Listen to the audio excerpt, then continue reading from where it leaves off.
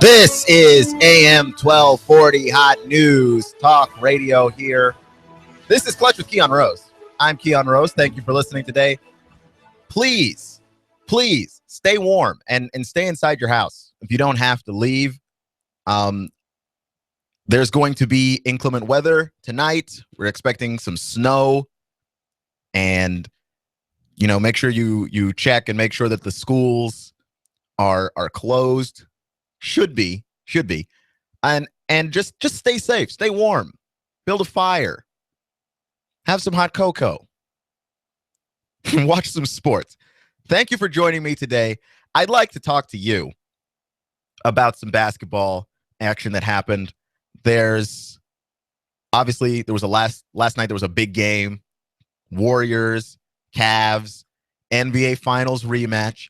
Got a little bit out of hand, and I have some observations from that game. Because this is not a game, you've got these small sample size games. Anytime that you look at a Western Conference versus Eastern Conference game, sometimes that you watch those games and you're like, does it matter? Is this game important? And you're not really sure sometimes because, again, you can have bad games. Some teams just don't get up for certain games. Like, for instance, the San Antonio Spurs, it's very hard to tell when they're getting up for a game. You could beat them in the regular season and then just get erased in the playoffs. It happens, okay? You can't tell with San Antonio. But this was a big game for Cleveland because they lost the game to the Warriors on Christmas Day. And this was a big game for the Warriors because I think they really wanted to go out and show Cleveland, yeah, we're still better than you. And that's exactly what they did. They went ahead and showed the Cavs, yeah, we're still better than you, and it ain't close. This game was not a fluke. This game is representative of the gap between these two teams, how much better the Warriors are than the Cavs, and just how much worse their playing style is for the Cleveland Cavaliers. You ever hear the phrase styles make fights? You watch a boxing match. Sometimes when a fight is great, it's just great because the two styles meeting are two great styles. You don't want a southpaw. In a lot of instances, you don't want a southpaw against a traditional boxing stance fighter because, there's a lot of headbutting, their fists meet in the middle. It's not as entertaining a fight. That's what we're seeing here with Golden State and Cleveland. It's not an entertaining fight at all. The styles don't match. And Cleveland looked overwhelmed. I mean, there was one moment where LeBron is sitting on the bench, or he's not sitting on the bench. I think he's sitting on the scores table about to check into the game. And my man is just incoherently babbling something to himself. Like he's just angrily talking to himself because he was just overwhelmed. And that's just the way the Warriors play is not good for how Cleveland plays. They're very LeBron-centric. The Warriors can beat you in a number of ways. And defensively, Steph Curry had a number of steals where he jumped out of position and gambled on passes and gambled on steals that ended up working because Golden State plays a very solid team-oriented style of defense. Cleveland wasn't prepared for it. And I was interested in this game because I'm like, okay, Kyrie's played for a few games. He's been back for a little bit. They've been able to gel, him and Love and LeBron.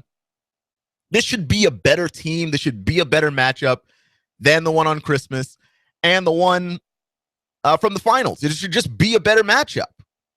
You're listening to AM 1240, Hot News Talk Radio, Clutch with Keon Rose, talking about the Warriors and the Cavs. They played last night, rematch of the NBA Finals, and it was an ugly game. Worst loss of LeBron's career.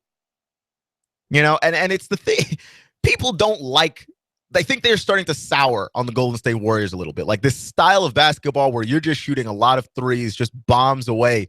But here's the thing that's important to note about the NBA has been trending for a while. The Warriors aren't the ones who created it. They simply perfected it. That's all. And one of my big observations from that game, aside from the fact that this style, it's not good for Cleveland. The guys on the other team are shooting shots that are worth 1.5 times more than the shots you're taking. Threes, 1.5 times more than twos, and the Warriors shoot bunch. But the other observation of that game is not only is Cleveland too LeBron-centric on the court, they might be a little too LeBron-centric after the court. After the game is over, off the court.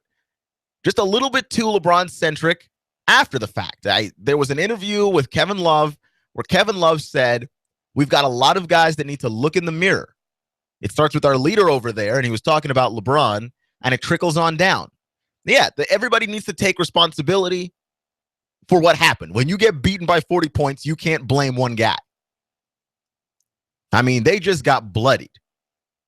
LeBron has never lost a game this badly in his whole career. The last time he lost a game this badly, it was 2007. LeBron James was playing the Detroit Pistons. That was the last time that he lost a game this bad. It just got out of hand. It got out of hand in a hurry. And you're just like, wow. And then after the game, LeBron James is the one that's got to look in the mirror. I understand that it doesn't trickle down, okay? This is the problem with the Cleveland Cavaliers right here. It doesn't trickle down. LeBron James is the closest thing that we have in the modern era of basketball to Magic Johnson. He fills out an entire stat sheet, the whole thing. Points, assists, rebounds, steals, blocks. And he had some great plays in that game. LeBron James played his heart out. On LeBron, all of those other things that he does amazingly well, he can't do them as well.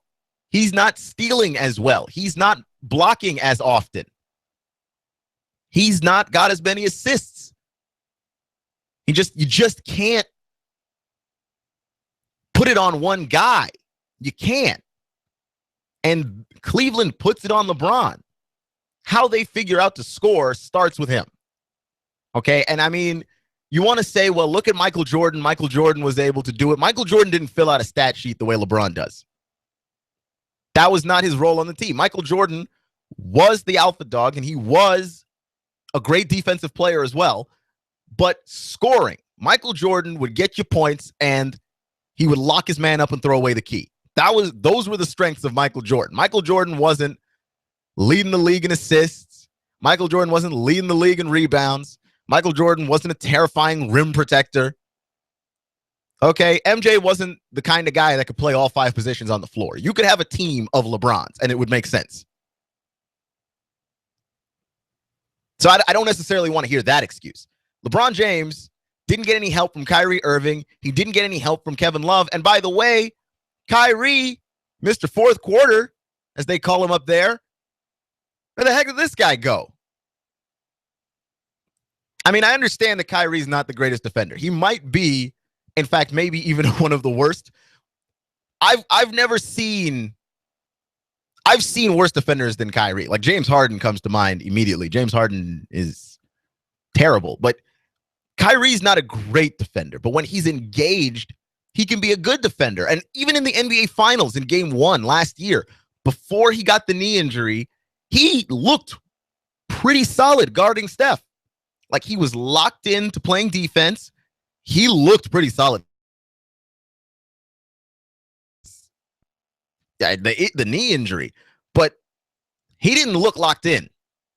He was getting lost on screens. He was going under screens. This is a PSA for other teams in the league.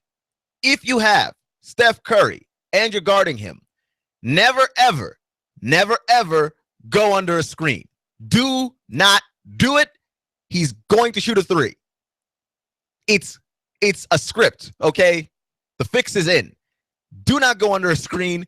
He will shoot a 3. and he's probably going to make it. Nobody's shooting threes at a higher clip than he is and making them at the rate that he is. Okay? I mean, it's absurd. You can't go under screens. I don't care what you have to do. I don't care if you have to foul him. If you have to grab his jersey and hang on, do it. Can't go under screens. And Kyrie Irving just was getting scorched to death. And of course, once Steph gets going, this whole team's away. So that was a huge game from last night. Very, very important game. We're going to have Russell, our news director, on in the second segment of the show. We're going to talk about the unfortunate incident at Ottawa High School and break down how that story is continuing to unfold. We have new developments, things that we've learned. The story just gets more and more unfortunate with every single day that passes. The more that I find out, just the more sick I get. You can't help but worry about just about the way we are now. Not saying that this is not the kind of thing that could never have happened, but it's just so sad, and anytime you have a situation of abuse, anytime you have a situation of institutional failure to defend from that abuse, especially in a case involving minors, it's hard, and it breaks my heart. It really does. So we'll talk about that. We'll get more in depth with that story. What are the ramifications? What does this mean for the school district, for the students moving forward? We'll break all of that down a little bit later in the show. That'll be Russell Stroud, our news director. Glad to have him on the team. Also, just as a random side note, check out his show Binary in the mornings. It is amazing, and you will always learn a lot about technology, especially the ones on your phone. It's probably the most used technology in America. Everybody's got a cell phone, smartphone that they use. You've got to check out that show if you want to know what apps you should be using for various tasks, just to make your life a little bit easier. You've got to carry the phone around anyway. You might as well learn how to use it. Binary with Russell. Also, I know that I have promised to talk to Russell about this, and I have not talked to Russell about this. I keep promising you on the air, but since he's coming in, we'll figure it out. Talk to Russell about our sports crossover to his show. You're listening to AM 1240, Hot News Talk Radio, Clutch with Keon Rose. There's a number of different ways that you can listen to us. Facebook, Twitter, YouTube. Check us out. Search Hot News Talk Radio. We are the first thing that comes up. If you're watching us on YouTube, we do stream live all of our shows every single day. And if you missed an episode, you want to go back, you want to listen to it, that's fine too. Just search. We've got them organized by date. Come on, folks. This cannot get any easier than what we're doing for you right now. Search us on you go hotnewstalkradio.com. If you're at work, if you're just on your computer, give us a listen online. You don't even you want to take it inside your house, on your phone, the TuneIn Radio app, the Google Play Store and the Apple Store. You search the TuneIn Radio app and then search Hot News Talk Radio on that app. Give us a follow and press play, and you will have Hot News Talk Radio everywhere you go. That's Steph Curry, man. He's a bad man. That's a bad dude. And I am hard pressed to find anybody right now playing at a level as high as he is. You know what I mean? Like he's playing at an extremely high level. And here's the thing. He said he's the best player in the NBA, right? And I think my issue with that quote is if you had to choose players one-on-one, who do you have? I'm probably still going to go with Durant, right? Like in a one-on-one situation, can Kevin Durant guard Steph Curry? I mean, dude's 7 feet tall, but he moves like a much smaller guy. Kevin can shoot threes too, shoots them really well. He's just bigger and longer. I'm gonna go with Durant. I can't help it. I don't think he's necessarily the best player, but if I had to choose in a one-on-one situation, anybody in the league or Steph Curry, I'm gonna go with Durant. You know what I mean? LeBron looks tired to me. Could just be more wild, aimless speculation, but LeBron James does look tired to me. You know, here's the thing, okay? And we're going to shift gears here to baseball because I was doing some baseball research and then I realized, much to my chagrin, right? I don't talk enough Braves. Mostly, and I understand, okay, the hate that's going to come from this. I'm a Nationals fan. I like the Washington Nationals. And if you like the Washington Nationals, it's also very hard to like the Atlanta Braves. And I have to visit Braves websites to gather news and try and track down Braves writers. And in so doing, I'm afraid that my computer might get a virus from visiting those websites, those kinds of websites. I'm not interested in visiting those kinds of websites on my computer, my little laptop that's about to turn 9 years old. I can't do that to it. Just keep visiting Brave sites. But I'll do it for you guys. I'll do it for you. But man, it's hard. What it is that you are asking me to do is difficult. It's a very difficult thing that you're asking me to do. But I want to talk about it a little bit later in the show. The Atlanta Braves as well. Their problems at third base continue, and they have a prospect that very, very possibly might fix their third base issues. So we'll talk about that a little bit. But before we get any further into that, I do have to continue a take from yesterday. Mike Mularkey is the head coach of the Tennessee Titans after being an interim offensive coordinator for the team. He was the interim head coach. He was the offensive coordinator and got promoted to interim head coach after the team fired Ken Wisenhunt last season with 9 games left to go in the season. And Mularkey went 2-7 in that stretch. Now, the team looked good, but I argue that there is a boost from firing a head coach and hiring a new one. The team rallies around this new cause. I don't think that's a permanent thing to lean on.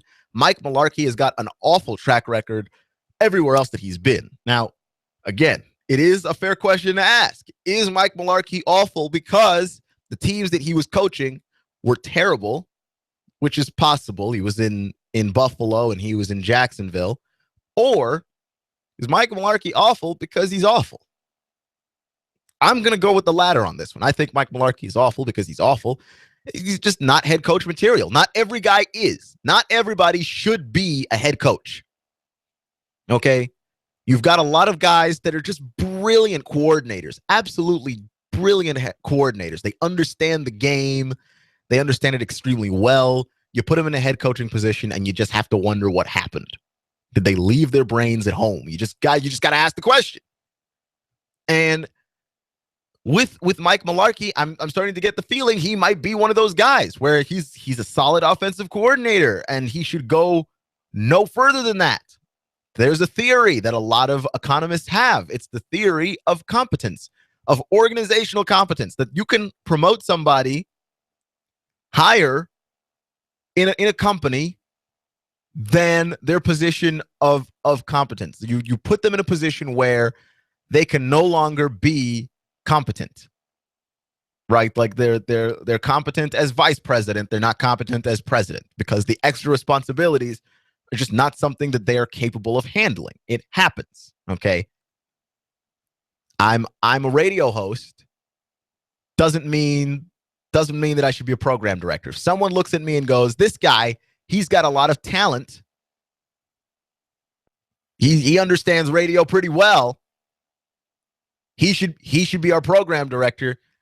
That's hard. That's hard work. And I don't know that at this stage in my career or even ever, I will have the level of competence to put together the programs of a radio station.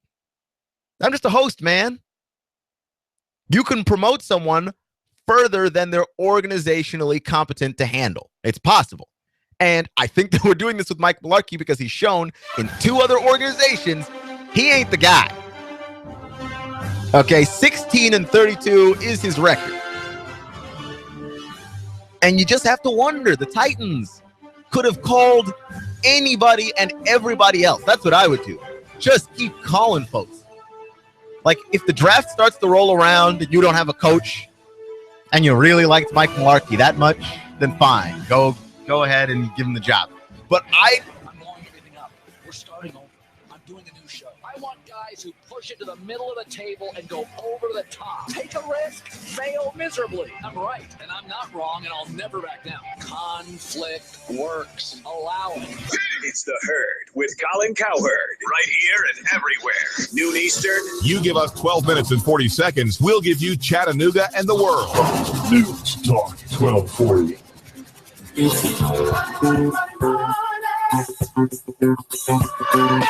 On your signature, you can get $150,000. Can you believe that? $150,000 on your signature. Hi, I'm Bruce Krebs with the Entrepreneur Source. There's a program right now that you can get $150,000 on your signature with no pledge of collateral or personal guarantee. Call me at 423-875-5621 to learn more. 423-875-5621. You've been thinking about starting a business and becoming self-sufficient. Don't do it on your own. I have a proven track record for the last 13 years. 96% success rate. I can guide you into a franchise where you will pay yourself through the startup phase with very low or little risk. Call me now. I'm Bruce Krebs at 423-875-5621. 875-5621. And make sure to listen to the Entrepreneur Hour every other Wednesday from 11 to 12 o'clock here at AM 1240 Hot News Talk Radio. Call me now, 875-5621. You need a place for your party or maybe a wedding reception for 100 or even more. Maybe you'd like to host a small trade show for your business and you need a very affordable venue. Are you looking for a place for your birthday gala or services to start up a church? Look no further than the Hidden Gem in Hickson. It's an overlooked, newly appointed reception hall right here in Hickson, Tennessee. Big space, small price. That's right, big space, small price. Call Mr. Chu and ask for a tour. 316-7388. That's 423-316-7388. He'll tell you a lot more about the venue. Rent this venue today. Just call 423-316-7388 and ask for Mr. Chu. While politicians debate climate change and taking our guns, they leave America vulnerable to disaster. You need to act now to keep your family safe and prepared. Do you have an emergency plan? Do you have long-term storage food? Do you have the skills and mindset to survive a disaster? If not, what are you waiting for? Call P5 Preparedness right now, 423-602-2175. Do you honestly think the government is going to help you? If you do, you are wrong, dead wrong. Don't get caught unprepared. Let the experts at P5 Preparedness get you ready for any emergency or disaster situation. Today, we offer a wide range of classes for the beginner on how to prepare, as well as the expert prepper. We stock a wide range of supplies, including long-term storage food, water filtration, outdoor gear, tactical gear, and plate carriers. P5 Preparedness, East Brainerd Road, between I-75 and Gun Barrel Road. You will see the Army Deuce and a Half truck. 423-602-2175, 1309 Panorama Drive, Chattanooga. P5preparedness.com.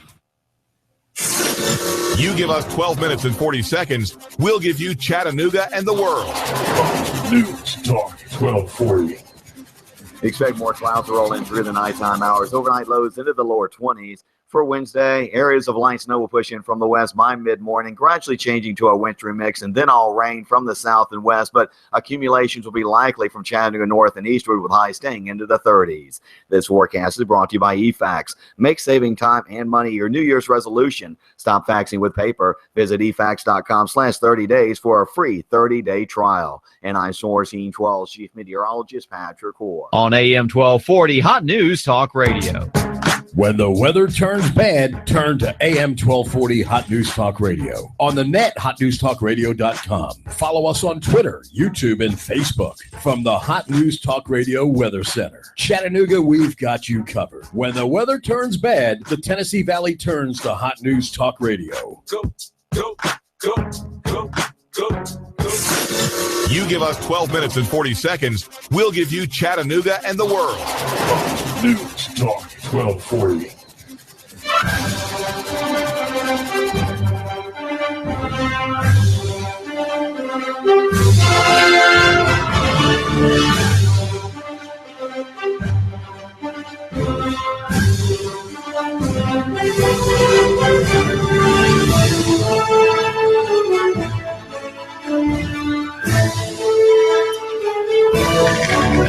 This is AM 1240 Hot News Talk Radio. You're listening to Clutch with Keon Rose, and we're going to talk about the incident that happened at Ottawa High School.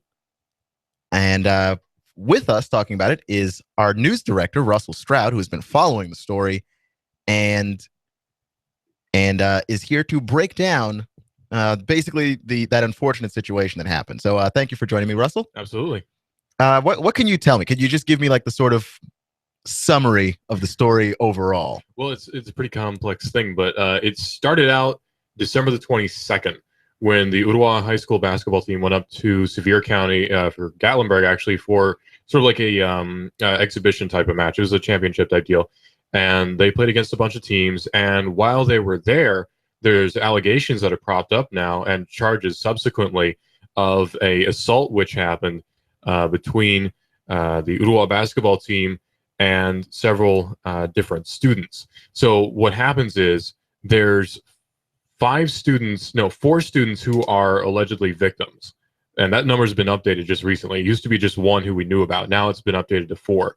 3 who are being accused and charged subsequently with aggravated assault and aggravated rape. So you have 3 who are charged. And then you have the 4 victims now. The 4 is a new thing. So there's a bunch of new charges which have come out, 2 against adults who are involved, 3 adults. You have charges against the coach, you have charges against the assistant coach, and you have charges against the athletic director as well in this case. So there's a lot that's piling up. And just today, to give you an update of what just happened, literally just a few minutes ago, the Hamilton County School Board just had a behind closed doors meeting with DA District Attorney Neil Pinkston to discuss what's going on here. And Ottawa had a open forum on the topic of bullying in which Steve Highlander addressed the crowd there just to basically to apologize for not being present because he's a school board member. So there's a lot that's been piling up, and there's a lot more details coming out now that we're still trying to parse because there's a lot of info still coming out that's just brand new as of today. So is there anything specific that you were wondering about? Yeah. Well, first off, thank you for that, because there's a lot of different stories. With a story like this, there's always a ton of rumors. Right. That's the thing, is it's such a deep thing. It's a really hard concept, or it's a really hard subject to get into because there's so much going on there. Right. And so just kind of setting the record straight there. Thank you for that. I guess my first question is, because I was talking to you about it off the air, and you mentioned the independent investigation that's going on about whether or not there's actually a culture of violence at that school. And you learned something interesting about that. Could you tell me about it, please? Well, that's sort of the bigger issue is, and of course, most of this is allegations, just coming from different parents and statements from different students. So nothing's really concrete in terms of being in court record. Okay. So that has to be understood from anything that we're talking about in this case, is that there's a lot that's sort of not really hearsay, but it's just statement from witnesses that we can't say are absolutely true just for legal reasons. But the whole culture of violence question one is interesting because the Hamilton County Sheriff's Department actually is doing an independent investigation on that. But the question about the culture of violence, we sort of get evidence of that from different statements from different parents saying that the Hamilton County basketball team, the Ottawa high school basketball team has something called beat-ins, where older students will allegedly, of course, literally beat in the younger freshman players on the basketball team. Oh, wow. So that's the allegation that's being put out there, is that they have these beat-ins. Now, the question that's being raised, of course, is did the head coach know about that? Did the athletic director know about that? Did the assistant coach know about that? And there's even allegations that it goes multi-generational, where this has happened. The freshmen had it happen to them. They become senior, so they do it to the freshmen, sort of like fraternity hazing, except much more extreme. Right. So you had 4 victims, and again, that's kind of important to the whole case. Is you have 4 potential victims. One, of course, who received a much worse treatment than the others, but 4 total. And from what we heard, the hospital where the initial patient whom we had been hearing about initially, the hospital where he went, called the police, not the school system. That's important to note, too. And that's where the charges against the 3 adults come in, is failure to report child sexual molestation, I believe is the charge. Oh. So that's where that comes in. So, it's a really complex situation. There's a lot of threads to follow, and the investigation isn't over. This is still very much ongoing news. Yeah, I don't want to say it's a new case, but it is very ongoing, and it's going to be ongoing for probably years, potentially. The 3 adults are going to be going to juvenile court Thursday, day after tomorrow. So the 3 adults are going to be going to juvenile court, and that's going to determine if they plead guilty. Then that's going to determine whether or not they go to General Sessions Court, which would mean public record then. Oh, wow. While we're still dealing with juveniles, that's another thing that complicates things, because this is a juvenile case. You can't release, in court records, there's no names, there's no specific details about a lot of things that get released to the public.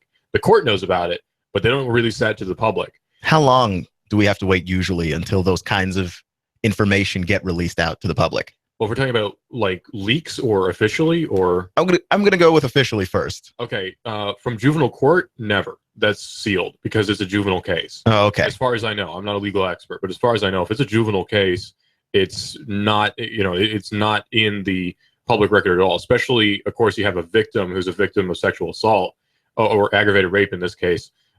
His name is not going to be released. His name is not going to be released. That's just a matter of legalities. Okay. And have there been leaks of this kind of thing before that you know of? Leaks is not the right word. There have been there's been the local version of a Freedom of Information Act request. Don't recall the actual name for it right now. That did get the names of the 3. I don't have that off the top of my head right now, but yeah, we've gotten the names of them from just public records requests. That's the word for it. So we've gotten information, but it is from an official source. So not really leaks, but there's potential for that, sure, especially from because this is such a local case. There's potential for policemen who are involved, bailiffs who are involved, just any number of people who have kids in Ottawa who just talk to friends, who then talk to friends, who then get the information to the media. That makes sense. So I mean, it's a vicious thing. It's a nasty thing, but it happens. And being in media sort of makes it even more complicated for us. But it is something that happens, and we kind of have to deal with it. If everyone's talking about it, you have to as well. Right. You can't just have your head in the sand. La la la. I didn't hear that. Yeah. You just gotta. Every other news station is talking about it. We can't be like, well, we're not going to, as a matter of respect. It doesn't work that way. Yeah. You just report the news. Yeah. I guess with this, do we have any kind of precedent around here for this case? Like, is there another case that's kind of like it that we can look at and go, oh, this is like this. This is how we handle this, or is this just new territory right now that we're in with this case? As far as my tenure having been here and the tenure of everyone else in the school system, nobody's seen anything like this before. Okay. I've read statements about that where they say we've no idea how to handle this because this is something that's brand new in Hamilton County. This has not happened before. A student being charged with aggravated rape against another student is brand new. That does not happen here. I mean, it does now, obviously, but before that was something where you would say that would never happen here, and obviously it has now. Right. Well, I think those are the bulk of the questions that I ended up having. Well, no, I actually have one more. Okay. Have you heard about how the other school counties have reacted to this? Well, there has been some talk about the other, especially Sevier County, because that's where it happened in Gatlinburg. Right. That's where the alleged incident happened, was in Gatlinburg. There have been talks about there being changes to the system, but that would be more of a statewide thing. And Tennessee, that's another thing to note, by the way. I'm glad you mentioned that. Tennessee does have regulations about bullying and hazing, where there has to be an anonymous reporting system. And according to different statements, that was not in place at Ottawa High School. So there's no system for anonymous reporting. And failure to report child sexual abuse, by the way, is anyone who is aware of the situation and who's 18 or older. So that could come into play for different students too, potentially. Right. Well, yeah, that's true. Because you do have seniors, of course, who are 18 who are still in high school, and that does happen. So the violation of Tennessee state code is going to be an issue. I'm not sure if it's going to be a criminal issue, but it's definitely going to be a state investigation, I'm sure. But now something is being brought up, and I wanted to get to this. Something's being brought up at this school board meeting because DA Pinkston was there. Now they're talking about the not even possibility, but almost inevitability of there being civil suits. Because at this point, you can go all the way up. We were talking about that before. You can go all the way up with a civil suit. You can sue the principal. You can sue the people who are already being charged. You can sue the principal. You can sue the superintendent. Right. And now there are questions about whether the superintendent, Rick Smith, is even going to keep his job. His contract is such that he might, but with all the ill will, I guess, all the uproar about him and what he's been doing, I kind of doubt that he'll be around for much longer. Now, I'm not saying I hope one way or the other, but just from it just doesn't look like it. Analytically, probably not, potentially anyway. So it's a very complex situation, but they just had a school board meeting. DA Neil Pinkston just left as of a few minutes ago from that meeting. We just got word he just left the building. Oh, wow. So, yeah, as of a few minutes ago, the meeting started at 5:30. It's 6:41 now, so that's about an hour he was there. Pretty reasonable. So they're talking about the possibility of actual civil suits. And he's a district attorney, obviously, so he would have to handle all of that. So it's a very, very complex situation, something we've never seen ever, really, in our area. It's a brand new thing. Okay. Well, I mean, all of that is good to know. This is Russell Stroud. He's our news director here at AM 1240 Hot News Talk Radio. And we were talking about the unfortunate incident that happened in Sevier County at the Ottawa High School basketball team that was playing in a basketball tournament there. And let's see. I had another question. It's floating away from me. Can I get it back? Nope, it's gone. Okay. You know what? There it is. That's wonderful radio there. Like the question that I had just floated away. Well, I do have one more thing for you if you want. Sure. Okay. I will take that. Okay. Sunshine Law. There's the issue about the Sunshine Law where there were statements which were not given by the Hamilton County School Board, which is very important that they didn't give statements. The Hamilton County School Board claimed that they were under gag order from the judge in Sevier County. Again, that was the question. Okay. Yes. Wow. Good. Yeah. Good catch. Thought of that one. So that turned out to not be true. There was no gag order from anyone in Sevier County. There was a request potentially from police there to, just please don't talk about this if you don't have to. But there was no gag order. That's very important. And potentially there couldn't have been a gag order because there's a lot of matters of public record that are going on here. Right. So that could be and probably was a violation of Sunshine Law then on the part of the Hamilton County School Board. Are there going to be charges pressed? I don't know. But it's a pretty clear violation anyway. So it's a very, again, extremely complex. There's a lot of facets going on here. And because this is such a fresh thing, social media has played a huge part where it seems like this has been going on for months. But really, it's only been it's not a whole month going by days. Right, it's only been a few weeks. Right, yeah. It's only been about 3 or 4 weeks that this has been going on. So this is a very fresh situation. And there's still details about the initial incident that we don't know yet. Now, another thing that should be brought up is, according to some documents we read, court documents from the juvenile court in Sevier County, there was one of the alleged perpetrators, actually took video of the incident, according to some court documents. Oh. So that's going to be huge for the defense, for the prosecution, obviously. There's not much defense can draw from that. Obviously, we're never going to see the video on our side. That's never going to be released to the public. But that's still huge for the court case that there was a video taken of it, which, again, points towards hazing being the motive. Right. Obviously, we can't say one way or another whether it was or not, but that does point towards that. So there's a lot of details. There's a lot of evidence. There's lots of information that's coming out that we just don't know about yet. It's still an evolving case.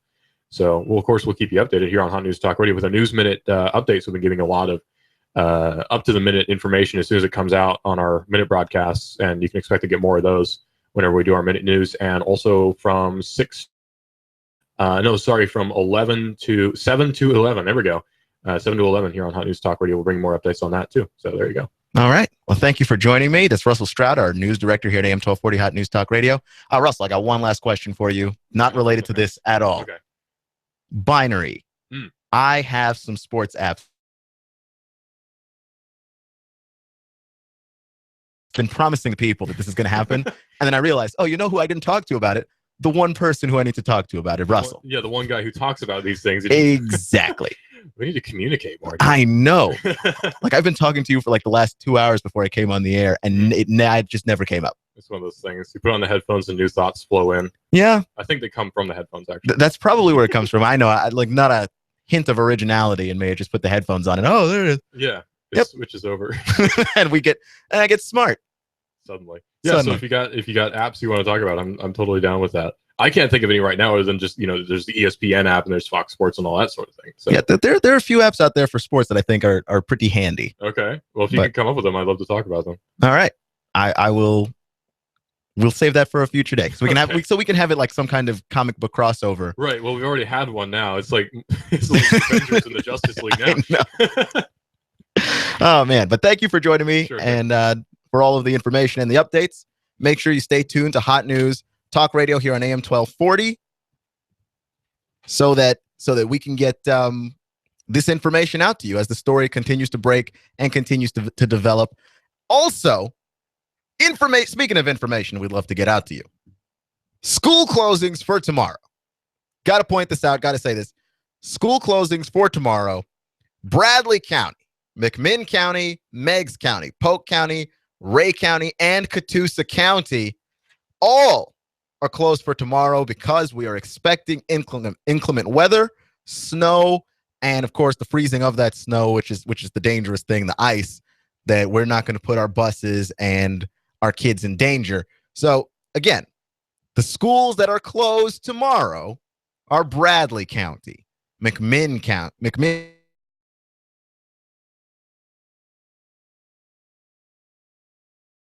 and the county. Stay tuned for more in up-to-the-minute news, in not just cases happening in the area, but weather here on Hot News Talk Radio.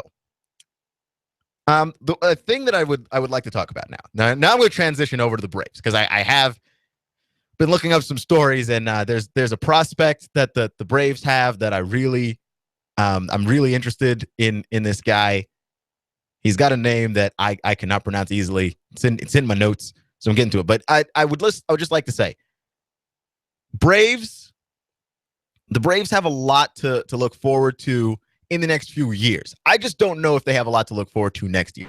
Really hard to talk about the Braves right now because of just how many pieces are moving. Like the moment that trades could happen, Braves just started wheeling and dealing.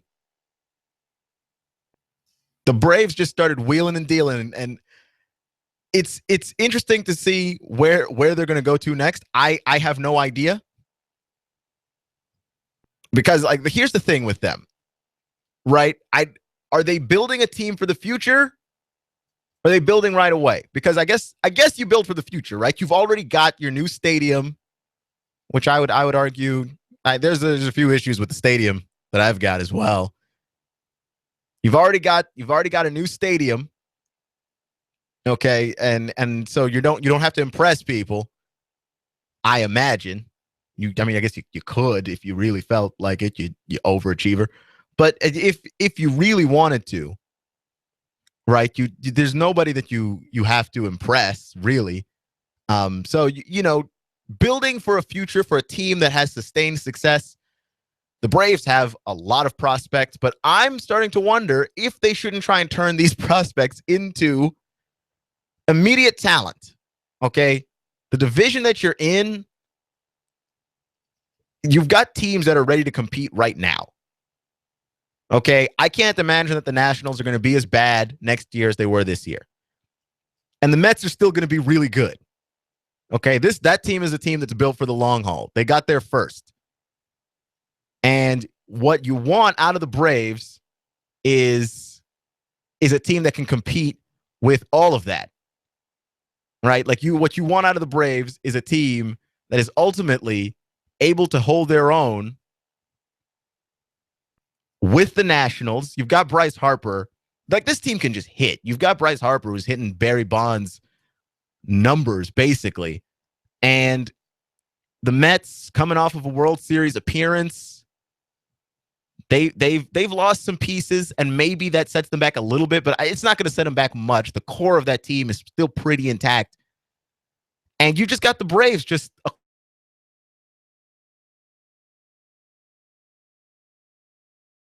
satisfied with prospects. Because here's the thing. If they pan out, then that's ultimately good for you. But are you waiting for the Braves to be good in like 2026? Right? Like, are you waiting for the Braves to be, and how much further down the line? Like, at some point, you have to look at this and go, we've got a lot of prospects. Let's start turning this for actual talent. Let's start flipping this for talent that we can have that'll win right away. That's the tough part. I'm not saying be impatient. Every team needs to rebuild, and the Braves weren't. Like, it's weird because baseball seasons are just so long. It feels that it was just eons and eons ago that the Braves were a good team. The Braves were a good team like 2 years ago. That was not that long ago. But you just have these strong ups and downs. You know, these bizarre, strong ups and downs, especially in that sport. And that's so strange to me because, like, we went from a team that was looking like, okay, this team can compete. And then we went from that to, well, let's blow this whole thing up and just keep acquiring prospects. And I'm a little tired of the prospect gathering for the Braves. Like, if I'm a Braves fan, I'm a little tired of the prospect gathering. Aren't you? It just seems, you know, and it seems interesting to me that that's the tactic that we're going with. But like every now and then there's a ray of sunshine, right? Like the Braves are interested we're interested in Yoenis Cespedes. The Braves have shown interest in reuniting Justin Upton with the team. Like, you've just got little sparks of this, but then you've got guys out there, Doug Feaster. He's out there, and you're like, well, that could be a good fit for the Braves, right? Like, nice locker room guy, veteran presence, and no interest. Who are we going to sign to make this team capable of winning now, or at least capable of winning soon? Okay, I'm not saying next season. I think you've got a long way to go, but build towards the future, man. You've got to build towards the future, build things up. And you're listening to AM 1240 Hot News Talk Radio, Clutch with Keon Rose. I've got to point out that here on Hot News Talk Radio, we are the home of the NFL playoffs and the Super Bowl. That's right. If you want to listen to the Super Bowl and the playoffs in this town, you've got to come here. AM 1240, Hot News Talk Radio. We've got the AFC Championship game and the NFC Championship game. Panthers and Cardinals. The first time that two Heisman-winning quarterbacks have faced off in the NFL playoffs in the modern era of football. Never happened before. Carson Palmer versus Cam Newton here on Hot News Talk Radio. And then, of course, Tom Brady versus Peyton Manning, maybe for the last time in the AFC Championship game. Come on. That to me, that's the greatest thing ever. And if you're going to be listening to the game, they're here. And always, we've got Yahoo Sports all day and NASCAR every Sunday. And we're going to be breaking those things down. You want to know what we're talking about during the week on the show? You've got to tune in to Hot News Talk Radio, especially for the playoffs and the Super Bowl. This is Clutch with Keon Rose here on AM 1240. I'm Keon Rose. Thank you so much for joining me today, giving me just a little bit of your time. And make sure you check us out on hotnewstalkradio.com. I'll see you in 24 hours.